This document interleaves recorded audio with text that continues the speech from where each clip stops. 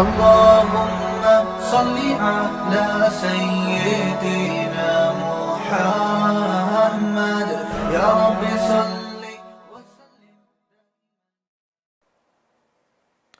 الحمدللہ نحمدہ ونصلی علی رسولہ الکریم. آج ہمارا لیکچر نمبر 14. ٹھیک ہے, آج ہم سورہ کوثر پڑھیں گے. اعوذ باللہ من الشیطان الرجیم, بسم اللہ الرحمن الرحیم.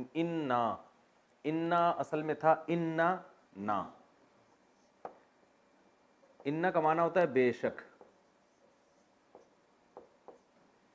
بھائی بعض لوگ شکایت آ رہے ہیں ہمیں ہماری نظر کمزور ہے, ہمیں وائٹ بورڈ پہ نظر نہیں آتا. تو بھائی نظر نہیں آتا تو میں جو بول رہا ہوں وہ تو سمجھ میں آ رہا ہے نا, تو اس حساب سے لکھ لیا کریں.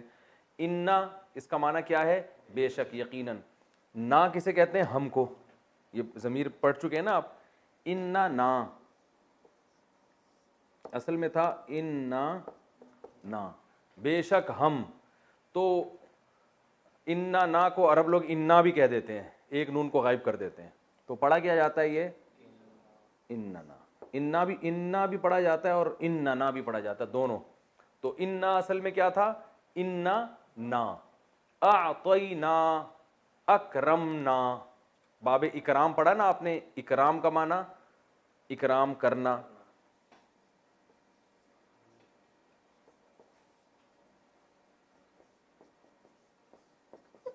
تو اعطاین,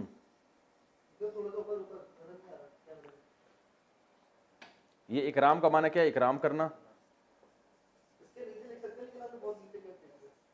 اعطاین اصل میں اعطاون تھا, چھوڑیں آپ اتنی بحث میں نہ جائیں. اعطاین عطا کرنا. تو اکرام کا ماضی آتا ہے اکرما. اکرام کیا اس ایک شخص نے گزرے ہوئے زمانے میں. تو اعطاین کا ماضی کیا آئے گا؟ اعطایا. اعطایا عطا کیا اس نے. عطا سے نکلا ہے نا, اردو میں استعمال ہوتا ہے. اللہ کی عطا ہے بھائی, کہتے ہیں نا اللہ کی کیا ہے؟ عطا ہے. تو اعطایا عطا کیا اس نے. اب آپ گردان پڑھیں. ضرب ضربا ضربو, ضربت ضربتا ضربنا, ضربتا ضربتما ضربتم, ضربتی ضربتما ضربتن, ضربتو ضربنا. تو اعطی اکرمنا اعطینا, ٹھیک ہے نا. اکرما اکرما اکرمو اکرمت اکرمتا اکرمنا اکرمتا اکرمتما اکرمتم اکرمتی اکرمتما اکرمتمنا اکرمتو اکرمنا. اکرمنا اعطینا, عطا کیا ہم نے. بہت آسان ہے اگر دماغ استعمال کیا جائے. اعطینا جیسے اکرمنا, ٹھیک ہے. عطا کیا ہم نے. کا وہی ضمیر ہے, ہوا ہما ہم ہی ہما, کا کما کم کی کما کننا. تو یہ بتا چکا ہوں میں کا معنی آپ کو. تو خطاب رسول اللہ صلی اللہ علیہ وسلم کو ہے. انا اعطیناک الکوثر.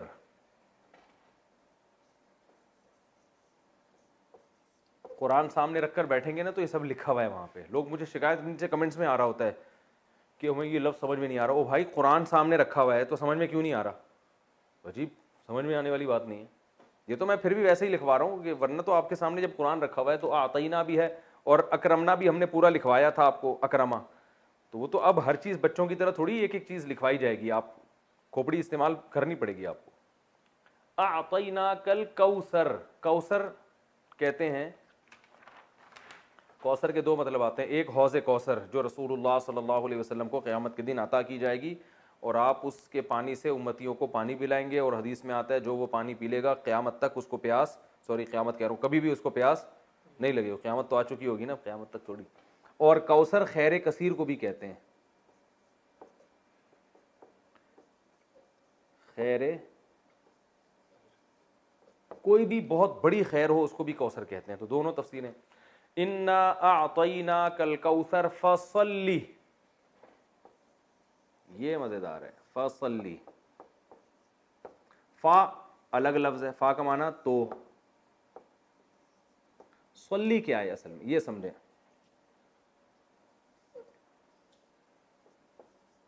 صلی یہ کیا ہے؟ باب تفعیل آپ نے پڑھا تھا نا, تسبیح.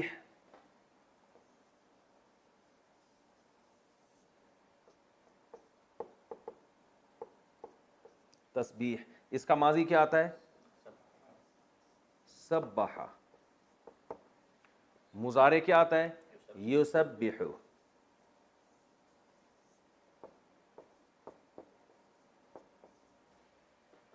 امر کیا آئے گا؟ امر بنانے کا طریقہ کیا تھا؟ یہاں سے یا کو گڑچ کیا اور آخر حرف کو کیا کر دیا؟ بولو بھائی. ساکن. تو کیا بن گیا؟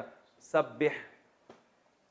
یا کو حذف کیا. پہلا حرف چونکہ زبر ہے پہلے پہ جزم نہیں ہے اس لیے شروع میں الف لانے کی ضرورت نہیں ہے تو یہ بنتا ہے سبح.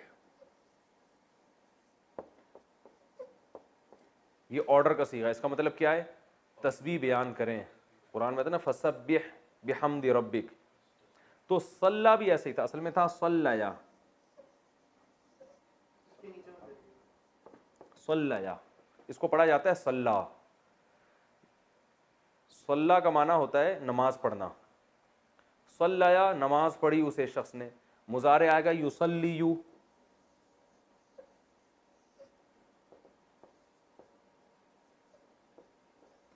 یصلیو جس کو پڑھا جاتا ہے یصلی. یہ یا آ رہا ہے نا, واو الف اور یا حروف گڑبڑیاں ہیں نا تو یہ چینج ہو جاتے ہیں. تو یہ پڑھا جاتا ہے یصلی. کیا پڑھا جاتا ہے؟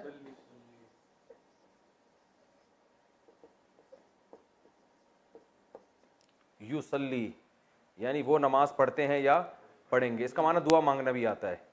ان اللہ وملائکتہ یصلون علی النبی. یضربون کی طرح یصلون یسبحون وہ سب صلات بھیجتے ہیں نبی پر. یصلی. اب امر کیسے بنے گا؟ اس یا کو کیا کر دیں گے؟ حذف کر دیں گے, گڑچ کر دیں گے. حذف کو اردو میں گڑچ کہتے ہیں.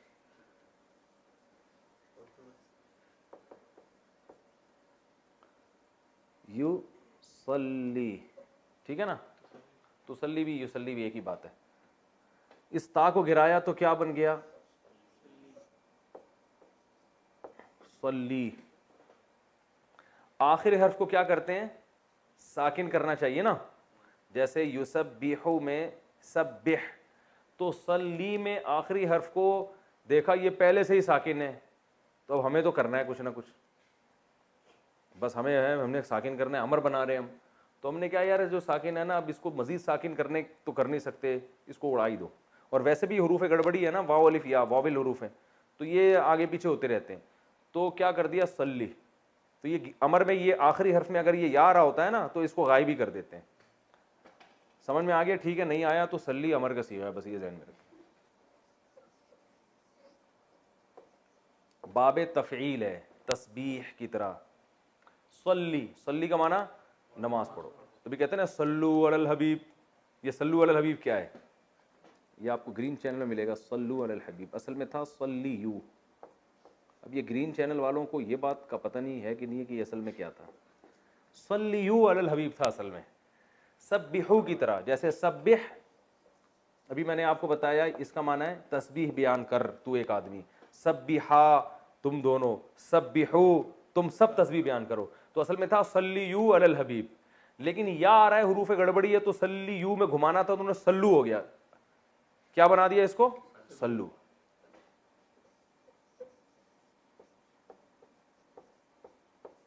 صلو علی الحبیب. صلو کا مطلب صلات بھیجو حبیب صلی اللہ علیہ وسلم. تو یہ سمجھ میں آ گیا. فصلی. فصلی لی ربی کا. فصلی کا معنی نماز پڑھیں آپ. لی کا معنی لیے. رب کا معنی رب. ربی کا آپ کا رب. نماز پڑھیے آپ اپنے رب کے لیے. ونحر واو کا معنی اور. انحر تھا اصل میں اسمع کی طرح. افتح کی طرح. فتح یفتحو. تو نہرا ینحرو ضربہ کی طرح ہے. نہر کا معنی ہوتا ہے اونٹ ذبح کرنا. اونٹ کو جو گلے میں چاقو مار کے گراتے ہیں اس کو کیا کہتے ہیں عربی میں؟ نہر. تو ون اصل میں تھا و انحر پڑھا جاتا ہے ملا کے ونحر تو الف سائلنٹ ہو جاتا ہے. ونحر. فصلی آپ نماز پڑھیں. لی ربی کا اپنے رب کے لیے. ونحر اور قربانی کریں آپ. لکھا ہوا تو ہے اونٹ کی قربانی مگر مراد اس سے ہر قسم کی قربانی. فصلی لربک وانحر. یہ کلیئر ہو گیا؟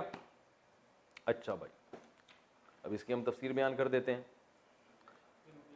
اوہ سوری پوری آیت ہی چھوڑ دی ہم نے. ان شانئک هو الابتر. جزاک اللہ. ان بے شک شانئ،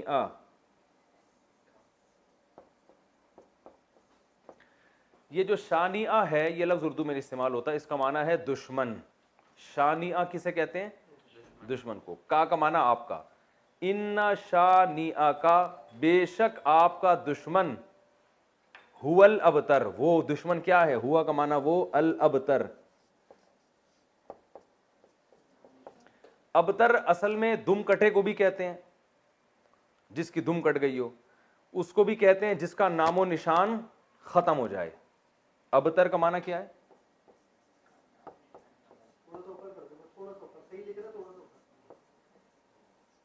نام و نشان باقی نہ رہے. لکھا ہوا سمجھ میں نہیں آ رہا تو پڑھا ہوا تو سمجھ میں آ رہا ہے نا. ابتر جس کا نام و نشان باقی نہ. اردو میں استعمال ہوتا ہے یار میری تو حالت ابتر کر دی ہے اس نے، کہتے ہیں نا اتنی ابتر حالت ہے. مشکل اردو میں استعمال ہوتا ہے لیکن ہوتا بہرحال ہے. ابتر بہت بری حالت ہو گئی ہے، یعنی اچھے معنی میں استعمال نہیں ہوتا. ابتر میں لکھ دیتا ہوں.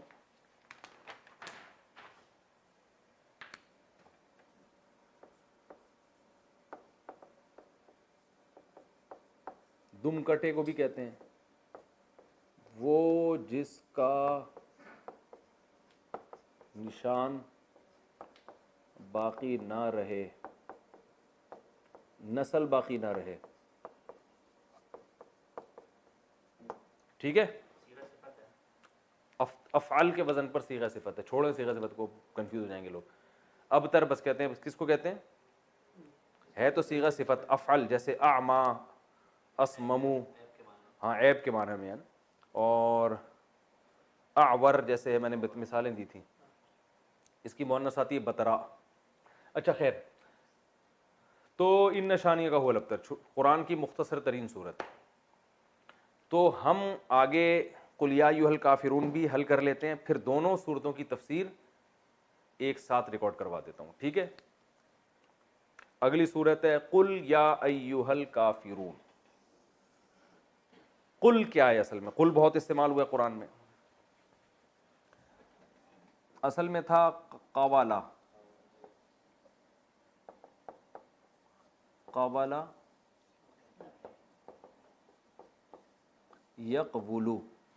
قوالا یقبلو جیسے نصرہ ینصرو. نصرہ ماضی، ینصرو مضارع. واو حروف گڑبڑی ہے. قوالا کو قالا پڑھتے ہیں، یقبلو کو یقولو پڑھتے ہیں. یقولو کو کیا پڑھتے ہیں؟ یقولو.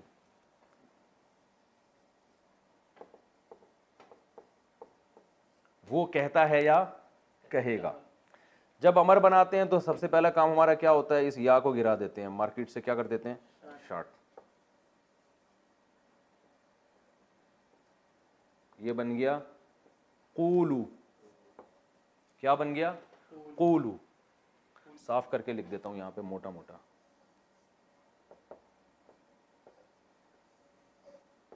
قولو بن گیا. امر بناتے ہوئے کیا کرتے ہیں؟ آخر کو ساکن کرتے ہیں، بن گیا قول.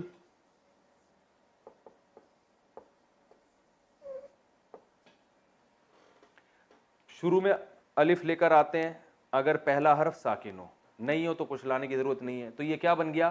قول. اس کا معنی ہے کہو. ایک آدمی سے خطاب ہو رہا ہے، کہہ.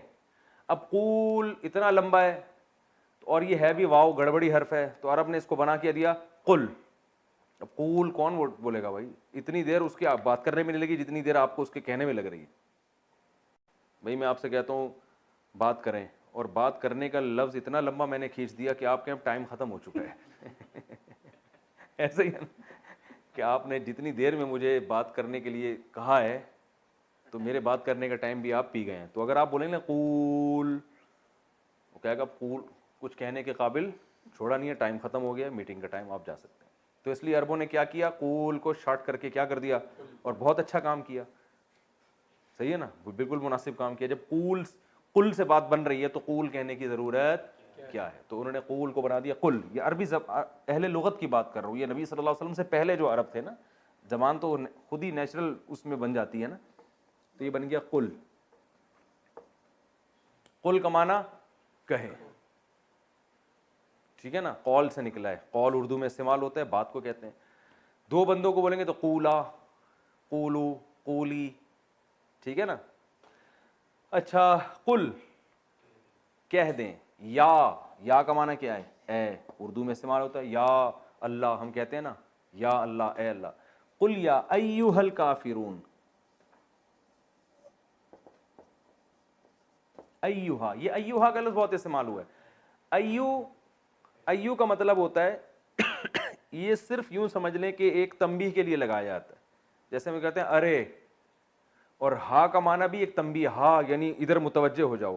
تو اب اتنی گہرائی میں آپ کو جاننے کی ضرورت نہیں ہے, بس ایھا کا مطلب کیا, ارے ہو, ارے ہو, ارے بھائی. جیسے ہم اردو میں کہتے ہیں نا, تو ارے بھی کر سکتے ہیں اس کا ترجمہ, لیاری کی زبان میں اڑے, ٹھیک ہے نا, اڑے کہتے ہیں اسے ہمارے یہاں. ارے بھی, ایھا کا معنی او, اے, یا کا معنی اے, ایھا کا معنی او, اے او الکافرون, اے او کافروں.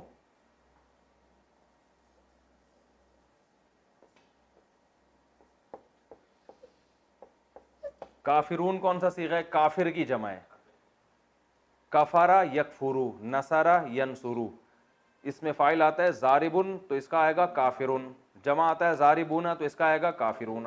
اے کافرو, نہیں آ رہی بات سمجھ میں تو رہنے دیں بھائی. قل یا ایھا الکافرون, اے کافرو, یہ ان سے خطاب ہے. لا اعبدو,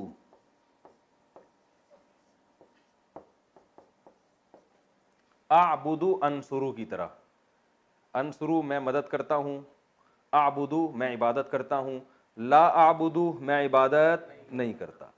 لا اعبدو ما, یہ جو ما ہے نا, اس کے بہت سارے معنی آتے ہیں.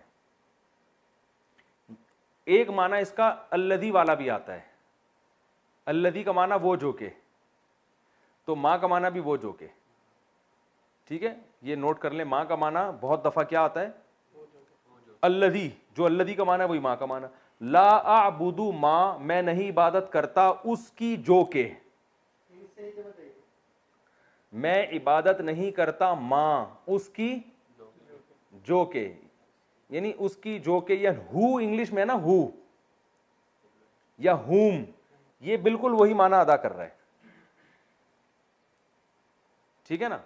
میں عبادت نہیں کرتا ماں اس کی, تعبدون,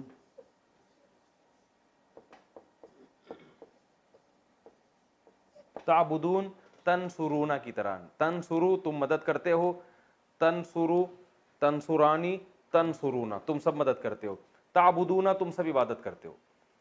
مطلب کیا ہو, میں عبادت نہیں کرتا ماں اس کی, تعبدون تم عبادت کرتے ہو جس کی. بہت آسان, میں عبادت نہیں کرتا اس کی جس کی عبادت تم کرتے ہو. ولا, واو کا معنی اور, لا کا معنی نہیں, انتم کا معنی انتم, میں نے بتایا تھا نا انٹی اور انتم کا فرق بتایا تھا. انتم عابدونا, ضاربونا کی طرح, کافرونا کی طرح, قاتلونا کی طرح. قاتل قتل کرنے والا, قاتلون بہت سارے, تو عابد عبادت کرنے والا, عابدونا بہت سارے عبادت کرنے والے. تو ولا انتم, اور نہیں ہو تم بھی, عابدونا عبادت کرنے والے, کیونکہ انتم بہت سارے ہوتے ہیں نا, تم سب کو خطاب ہے, تو عابد کے بجائے عابدونا. ولا انتم عابدونا, اور تم عبادت کرنے والے نہیں ہو, اس میں فاعل ہے یہ. ولا انتم عابدونا ما اس کی, ولا انتم عابدون ما اعبد, اور تم عبادت کرنے والے نہیں ہو اس کی جس کی میں عبادت کرتا ہوں. ولا انا عابد ما عبدتم, ولا انا, اور نہ ہوں, انا عربی میں کہتے ہیں میں, انا نحنو بتایا تھا نا. ولا انا عابد, یہ اس میں فاعل ہے, اور نہ میں عبادت کرنے والا ہوں. ولا انا عابد ما اس ذات کی, عبدتم, عبد تم تھا, اصل میں پڑھتے عبد تم ہے. ضرب تم کی طرح, نصر تم, بھائی دیکھو نا، ضرب ضربا ضربو، ضرب ضربتا ضربنا، ضربتا ضربتما ضربتم، تم سب مارتے ہو، عبدتم تم سب عبادت کرتے ہو، ولا انا عابدن اور نہ ہی میں عبادت کرنے والا ہوں، ماں اس معبود کی، عبدتم جس کی تم عبادت کرتے ہو. پھر دوبارہ تکرار کیا اسی مضمون کا، ولا انتم عابدون ما اعبد، یہی آیت دوبارہ آئی ہے، اور نہ تم عبادت کرنے والے ہو ماں اس ذات کی، عابد جس کی عبادت میں کرتا ہوں. لکم، لام کا معنی لیے، کم کا معنی تمہارے، لکم دینکم،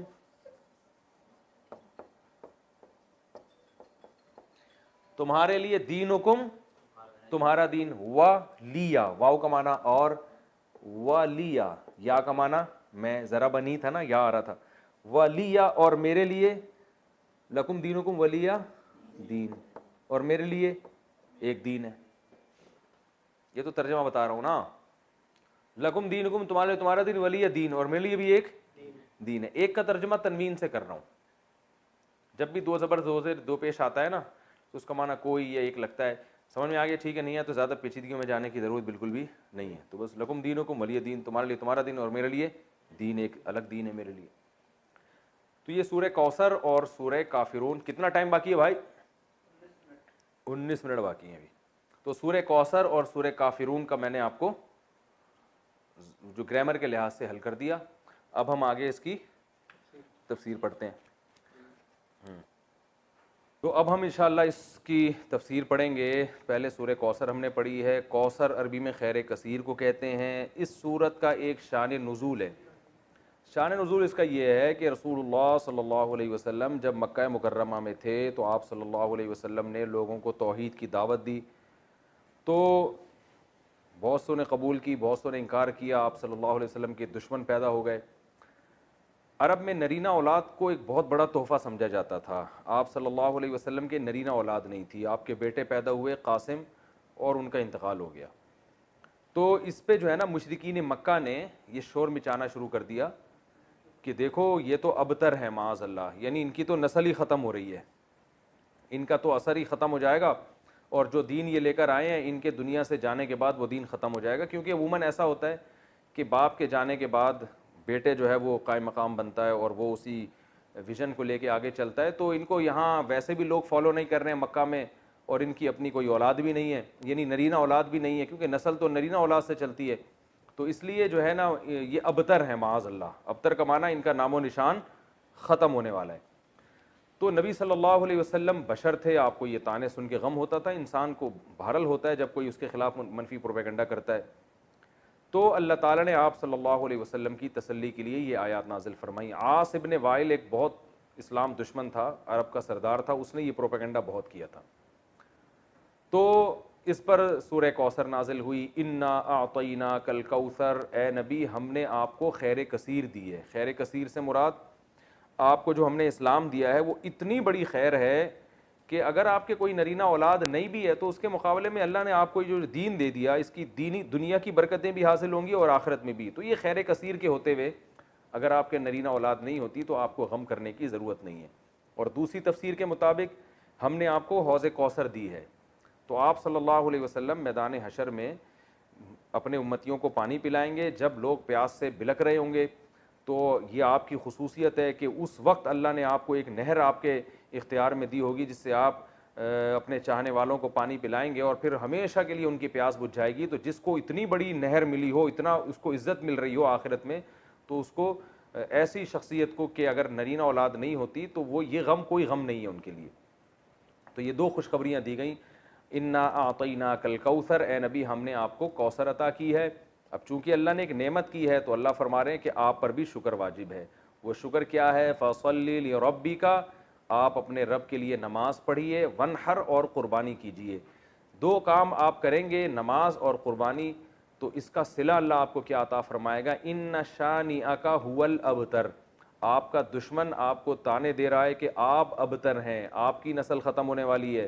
تو ہم آپ کو یہ خوشخبری دے رہے ہیں کہ آپ دین پر مضبوطی سے قائم رہیے، آپ کے دشمن کی نسل ختم ہونے والی ہے. تو ان کے جسمانی بیٹے تو ہوں گے، روحانی اولاد نہیں ہوگی ان کے، جس کا نتیجہ یہ نکلے گا کہ ان کے درجنوں بچے ہو کے بھی ان کا نام و نشان مٹ جائے گا. باپ دیکھیں عرب کے بہت اولاد ہوا کرتی تھی لیکن آج ان عرب کے سرداروں کا نام لینے والا کوئی بھی نہیں ہے، نہ ابو جہل کو پوچھا جاتا ہے، نہ ابو لہب کو، نہ عاص بن وائل کو۔ تاریخ میں ان کا تذکرہ ایک برے عنوان سے، برے نام سے کیا جاتا ہے، کوئی ان کو عزت دینے والا نہیں، حتیٰ کہ ان کی اولادیں بھی آگے جا کے مسلمان ہو گئیں، انہوں نے بھی اپنے باپ دادا کا ذکر چھوڑ دیا۔ تو یہ اس صورت میں اللہ تعالیٰ کا ارشاد ہے۔ اچھا، اب اس میں جو کچھ علمی باتیں ہیں، نمبر ایک کہ اللہ تعالیٰ نے جب بھی کسی پر کوئی انعام کیا ہو، احسان کیا ہو، تو اللہ تعالیٰ چاہتے ہیں کہ اس کا تم شکر ادا کرو۔ تو اسی وجہ سے آپ صلی اللہ علیہ وسلم کو اس صورت میں خطاب کیا گیا کہ ہم نے آپ کو جب کوثر عطا کی ہے تو آپ اللہ کے بندے ہیں، لہذا آپ پر بھی اللہ کا شکر ادا کرنا واجب ہے۔ پہلی بات تو یہ پتہ چلی۔ دوسری بات یہ پتہ چلی کہ شکر ادا کرنے کا طریقہ ہمیشہ سے وہی ہوگا جو اس صورت میں بیان کیا ہے، ایک نماز اور ایک قربانی۔ نماز ہمیشہ یاد رکھیں کہ لیبل ہے جسمانی عبادت کا، اور قربانی لیبل ہے مالی عبادت کا، کیونکہ جب آپ جانور، عرب میں اونٹ جو ہے نا یہ بہت قیمتی مال تھا، تو اتنے قیمتی مال کو کاٹ دینا یہ بہت بڑی قربانی سمجھی جاتی تھی۔ تو مطلب کیا ہے کہ آپ نے اللہ کو راضی کرنے کے لیے اپنے جسم کو بھی کھپانا ہے جیسے کہ نماز میں کھپایا جاتا ہے، اور اپنے مال کو بھی قربان کرنا ہے جیسے کہ قربانی میں کیا جاتا ہے۔ تو مراد صرف نماز اور قربانی نہیں ہے، بلکہ یہ ایک لیبل ہے، اور قرآن کا یہ طریقہ رہا ہے کہ وہ جزیات کے ضمن میں اصول اور قاعدے بیان کرتا ہے، مثالوں سے پورا ایک جو ہے نا لا بیان کرتا ہے، قانون بیان کرتا ہے۔ تو یہاں بھی ایک قانون بیان کیا جا رہا ہے کہ شکر کا دو طریقے ہیں، ایک جسمانی عبادت بھی اور مالی عبادت بھی، مال بھی خرچ کرنا ہے اور جو ہے جسمانی عبادت بھی کرنی ہے۔ اب تمام جسمانی عبادتیں اس میں آ گئیں، کیونکہ نماز سب سے اہم ہے اس لیے اللہ نے اس کو ذکر کیا، اس میں روزہ بھی آ گیا، اس میں حج بھی آ گیا، اور اس میں جو کچھ بھی ہم اللہ کے لیے اپنے جسم کو کھپاتے ہیں سب کچھ آ گیا، اور مال میں تمام مالی عبادتیں آ گئیں، زکوٰۃ بھی آ گیا، فطرانہ بھی آ گیا، اور اللہ کی مخلوق کو اللہ کو خوش کرنے کے لیے اللہ کی مخلوق کو کھانا کھلانا، یعنی ہر وہ عبادت جس میں قربانی کا عنصر ہو۔ تو قربانی یعنی مالی قربانی کا عنصر ہو، تو مالی قربانی جو ہے وہ غریبوں کو کھانا کھلا کے بھی حاصل ہوتی ہے، رشتہ داروں پہ خرچ کرنا اور ضرورت مند کو قرضہ دینا، یہ تمام کی تمام چیزیں اس میں داخل ہیں۔ تو یہ بھی اس سورت سے ہمیں پتہ چلتا ہے، اور یہ تو دوسری بات ہوئی۔ اور تیسرا جو سبق ہمیں اس سورت سے ملتا ہے وہ یہ ملتا ہے کہ جب آپ اللہ کا شکر ادا کرتے ہیں اور آپ اللہ کے حکام کو فالو کرتے ہیں تو روحانی نسل بہرحال آپ کی ہی بڑھتی ہے، اور اگر آپ اللہ کا شکر ادا نہیں کرتے تو آپ کی اولاد بھی آپ کو بھول جاتی ہے، جیسے کہ اولادیں تو ملی مشرکین مکہ کو مگر کوئی ان کو یاد نہیں رکھتا۔ تو آج بھی ہم دیکھتے ہیں کہ دینداروں میں یہ چیز نظر آتی ہے، ان کی اولادیں والدین کے مرنے کے بعد موت تک ان کے لیے دعائیں کرتی ہیں، موت تک صدقہ خیرات کرتی رہتی ہیں، پھر آگے نسلیں پیدا ہوتی ہیں وہ بھی اپنے باپ دادا کے لیے مغفرت کی دعائیں مانگتے رہتے ہیں۔ لیکن جو زیادہ نام نہاد لبرل لوگ ہیں وہ اپنی اولادوں پہ بڑا خرچ کرتے ہیں، مگر ہم دیکھتے ہیں کہ جب ان کے والدین کا انتقال ہوتا ہے تو اولادیں چند دنوں میں ان کو بھول جاتی ہیں۔ جتنا دین سکھایا ہوگا آپ کی اولاد آپ کو اتنا ہی یاد رکھے گی، اور آپ کی نسلیں آپ کو اتنا ہی یاد رکھیں گی، اور جتنا آپ نے اپنی اولاد کو دین سے دور کیا ہوگا تو آپ کی اولاد وراثت تو دبا کے لے گی، آپ سے سارے فائدے اٹھائے گی مگر آپ کو یاد نہیں رکھے گی۔ تو یہ صورت میں ہمیں سبق ملتا ہے، اللہ تعالیٰ عمل کی توفیق دے۔ اس کے بعد سورہ کافرون ہے۔ سورہ کافرون میں کبھی ایک شان نزول ہے، رسول اللہ صلی اللہ علیہ وسلم مکہ مکرمہ میں، یہ ساری صورتیں جو ہے نا 30ویں پارے میں زیادہ تر صورتیں اس میں مکہ میں نازل ہوئی ہیں ابتدائی اسلام میں۔ تو مشرکین مکہ رسول اللہ صلی اللہ علیہ وسلم کے پاس آئے اور کہنے لگے کہ آپ تو اپنی دعوت سے باز آتے نہیں ہیں، آپ بار بار ہمیں کہتے ہیں کہ بتوں کی عبادت چھوڑ دو، بتوں کی چھوڑ دو، اور ہم آپ کو کہتے ہیں کہ آپ ہمارے دین پہ آ جائیں، تو ایسا کرتے ہیں کوئی کمپرومائز کا راستہ اختیار کر لیتے ہیں، تو آپ ہمارے بتوں کی عبادت کر لیا کریں کبھی کبھار، اور ہم کبھی کبھار آپ کے اللہ کی عبادت کر لیا کریں گے، تو اس طرح جوڑ کے چلیں گے، ہمارے والے معبود بھی خوش ہو جائیں گے اور آپ کا اللہ بھی خوش ہو جائے گا۔ تو اس پہ یہ صورت نازل ہوئی اور ان کو یہ بتایا گیا کہ تم ابھی تک اسلام کو سمجھے ہی نہیں ہو۔ اسلام کا جو کچھ دعوت ہے وہ یہ ہے کہ یہ بت اللہ کے ساتھ عبادت میں شرکت کے لائق، اسلام تو شرکت کی نفی کر رہا ہے۔ شرکت کا مطلب اللہ کے ساتھ غیر اللہ کی عبادت، یعنی اللہ کی بھی اور غیر اللہ کی بھی یہ نہیں ہوگا۔ اسلام کا دعویٰ ہے کہ عبادت صرف اللہ ہی کی ہوگی، تو میں اگر اللہ کے ساتھ ان کی عبادت کر لوں تو میرا تو پھر میں تو اپنے دعوے میں ہی جھوٹا ہو گیا، تو اسلام کی دعوت تو پھر ختم ہو گئی۔ تو اللہ کے ساتھ ان معبودوں کی عبادت کر لی تو یہ کون سا کمال کر دیا۔ تو یہ توحید جو ہے نا، عقیدہ توحید، یہ اس سورت کا جسے کہتے ہیں نا سینٹرل آئیڈیا، یا سورت کا جو اصل پیغام ہے وہ یہ ہے کیا اے نبی آپ ان کو دو ٹوک الفاظ میں واضح لفظوں میں بتا دیں کہ تم جن معبودوں کی عبادت کر رہے ہو مجھ سے اس کی امید مت رکھو کہ میں عبادت کروں گا, اور تمہاری ہٹ دھرمی دیکھ کے پتہ چل رہا ہے کہ تم نے بھی میرے معبود کی عبادت نہیں کرنی ہے, اور ویسے بھی اگر تم ان معبودوں کی عبادت کر کے میرے معبود کی عبادت کرو گے بھی, اللہ کی عبادت, تو اللہ اس عبادت کو قبول نہیں کرے گا, لہذا وہ عبادت کرنا نہ کرنا برابر ہے, تو اللہ کی نظر میں تم عبادت نہ کرنے والے ہی کہلاؤ گے.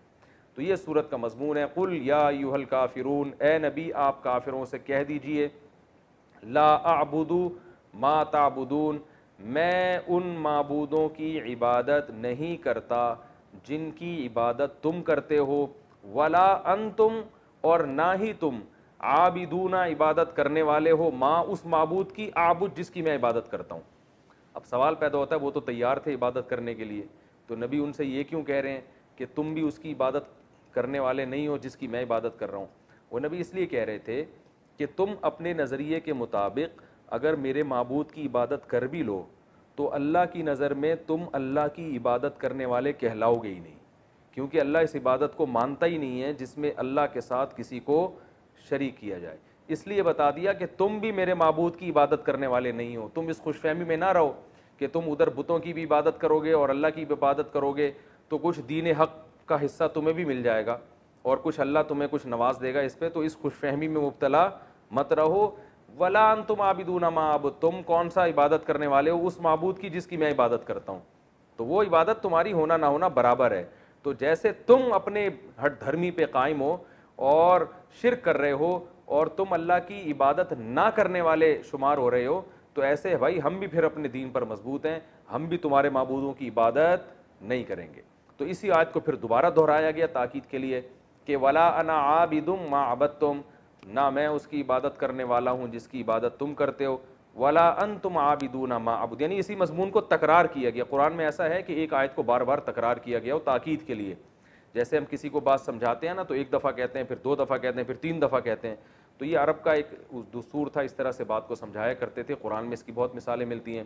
تو اللہ نے فرمایا کہ آپ ان سے کہہ دیجئے کہ تم بھی اس کی عبادت نہیں کرتے جس کی میں عبادت کرتا ہوں, اور ولا انا عابد ما عبدتم, اور نہ میں اس کی عبادت کروں گا جس کی تم عبادت کرتے ہو. تو نہ فی الحال ایسا ممکن ہے نہ مستقبل میں ایسا ممکن ہے. لکم دینکم ولی دین, تمہارے لیے تمہارا دین اور میرے لیے میرا دین.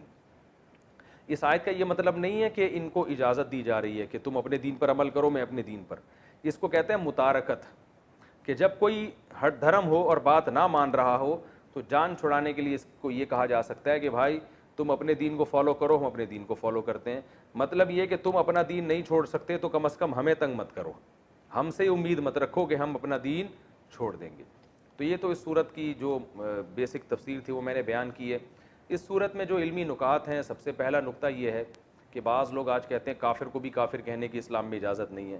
تو اگر اجازت نہ ہوتی تو اللہ یوں کہتے قل یا ایھا الکافرون, اے نبی اے کافرو. جناب پروفیسر غامدی صاحب آج کل یہ نعرہ لگا رہے ہیں کہ ہم کون ہوتے ہیں ٹھیکیدار کسی کو ہم کافر کہیں, لہذا قادیانی کو آپ کافر نہیں کہہ سکتے. یعنی وہ کافر ہیں تو صحیح لیکن آپ ان کو کہہ نہیں سکتے کیونکہ ہم کوئی ٹھیکیدار نہیں ہیں. تو بے شک ہم ٹھیکیدار نہیں ہیں لیکن اللہ تو کہہ سکتا ہے نا. جب اللہ نے کسی کو کافر کہہ دیا تو اللہ نے تو جب کہہ دیا کافر تو پھر تو مہر لگ گئی نا کہ یہ کافر ہے. تو اللہ اس کے رسول صلی اللہ علیہ وسلم نے ہمیں بتایا ہے کہ کن چیزوں سے ایمان ختم ہو جاتا ہے, انسان اسلام سے خارج ہو جاتا ہے, اور کن چیزوں سے انسان اسلام میں باقی رہتا ہے. تو جب اللہ اس کے رسول نے بتا دیا تو معیار ہمارے پاس آ گیا. اس معیار میں ہم ڈھال کے لوگوں کو چیک کر سکتے ہیں. اگر کوئی اس معیار پہ پورا نہیں اترتا تو اللہ اس کے رسول کے کہنے ہی سے وہ کافر ہے. تو جب کافر ہے تو اس کو کافر کہنا بھی جائز ہے. یہ عجیب منطق ہے کہ جس کو اللہ اس کے رسول نے کافر قرار دیا ہو وہ کافر مانے تو ہم, لیکن پابندی ہے, کہہ نہیں سکتے ہم. یہ ایسے ہی ہے جیسے ایک آدمی کو کہہ دیا کہ یہ بیمار ہے, ڈاکٹروں نے آپ کو بتا بھی دیا کہ ثبوت بھی دے دیے کہ بھئی اس کا وائرس پازیٹیو آیا ہے اور سب کچھ بتا دیا. آپ نے کہا ڈاکٹر کہہ رہے ہیں کہ یہ بیمار ہے لیکن ہمیں گورنمنٹ نے ہمیں اس کو بیمار کہنے پر پابندی لگائی ہے. تو بھائی اور ہم ٹھیکیدار نہیں ہیں کہ ہم کسی کو بیمار کہیں, بھائی ہم نہیں ہیں لیکن ڈاکٹر کا تو یہ رائٹ ہے نا کہ وہ چیک کر کے بتائے. تو کافر قرار دینا یہ اللہ اس کے رسول کو اتھارٹی ہے. تو جس کو اللہ اس کے رسول نے کافر قرار دے دیا ہو اس کو کافر کہنے پر کوئی گناہ نہیں ہے. ہاں مصلحتاً کوئی کافر نہ کہے, اس لیے کہ دین کے جب آپ کسی کو قریب کرنا چاہتے ہیں تو آپ ایسے الفاظ استعمال کرتے ہیں جس سے وہ قریب ہو. جیسے قرآن نے اہل کتاب کو اہل کتاب کہا, کیونکہ اہل کتاب کے لفظ میں ایک قسم کی عزت ہے، تو جب آپ اس کو عزت دیں گے تو وہ دین کے قریب آئے گا. تو اس نیت سے اگر کوئی وقتی طور پر کسی کافر کو کافر نہیں کہتا تو اس میں کوئی حرج نہیں ہے دین کے قریب لانے کے لیے. لیکن علی الاطلاق پابندی لگا دینا کہ قادیانیوں کو کافر نہیں کہا جائے گا اور فلاں کو کافر نہیں کہا جائے گا، تو وہ جو کافر ہے وہ تو کافر ہی کہا جائے گا اس کو. تو یہ خامخواہ کی افلاطونی اور ایک عجیب سی منطق ہے. تو قرآن نے بھی کافر کہا اور نبی کو بھی کہا کہ اے نبی آپ یوں کہہ دیے اے کافر ہو. کافر کا معنی انکار کرنے والا، اے انکار کرنے والو، اے اللہ اس کے رسول کا انکار کرنے والو. تو لا اعبد ما تعبدون، جس کی تم عبادت کرتے ہو میں اس کی عبادت نہیں کر سکتا. تو پہلا علمی نقطہ کیا پتہ چلا کہ کسی کافر کو کافر کہہ سکتے ہیں بشرطے کہ مصلحت کے خلاف نہ ہو. دوسرا علمی نقطہ ہمیں یہ پتہ چلا کہ جب آپ کسی کو بھی دین کی دعوت کی طرف لے کر آئیں تو ایک حد تک محنت کریں، اور جب آپ نا امید ہو جائیں اسباب کی دنیا میں تو پھر آپ برات کا اعلان کر دیں. یعنی یہ ہر کافر کے بارے میں نہیں ہے، یہ صورت تو ان کافروں کے بارے میں نازل ہوئی نا جو ہر دھرم تھے، ضدی تھے، ایمان لانے کے لیے کسی قیمت پہ تیار ہی نہیں تھے.